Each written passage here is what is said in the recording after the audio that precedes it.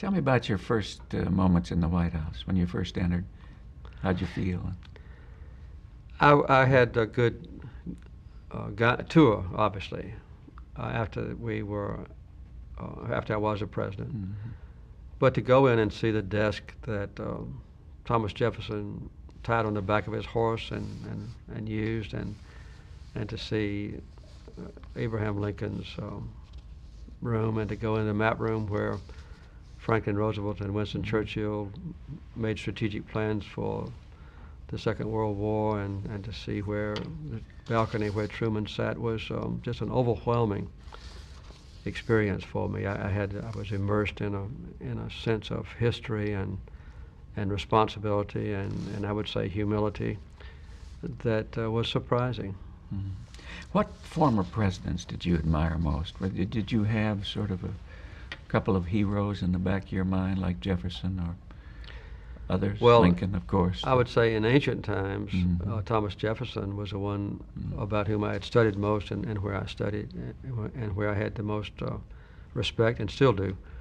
But in modern times, in this century, I've always looked on Harry Truman as my hero. I've tried to emulate him on occasion. I've studied the books about him. I knew what his speeches were, and I think he was a man of absolute honesty and integrity.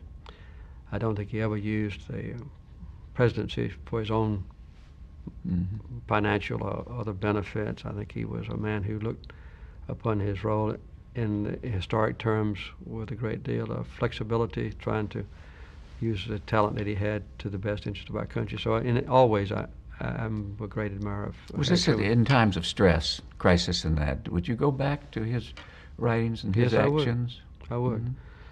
In fact, when I've made speeches as president on human rights, I would often quote Harry Truman, who I look upon as an unrecognized champion of human rights. Mhm. He made speeches very specifically on human rights that have now been forgotten, perhaps.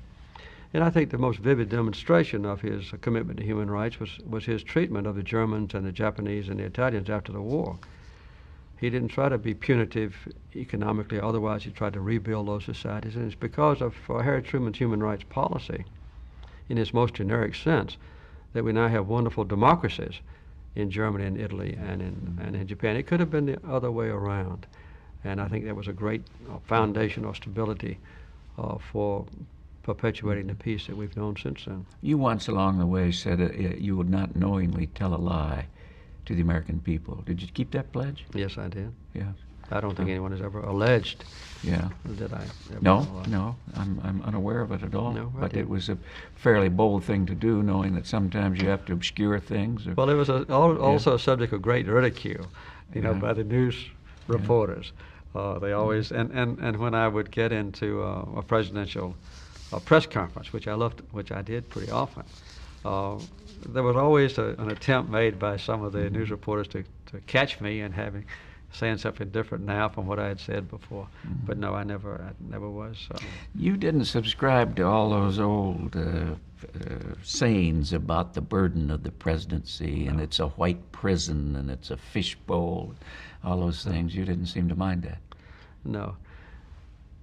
Rosen would certify that I never lost an hour of sleep while I was president, worrying about what had happened or what might happen and so forth. I did the best I could.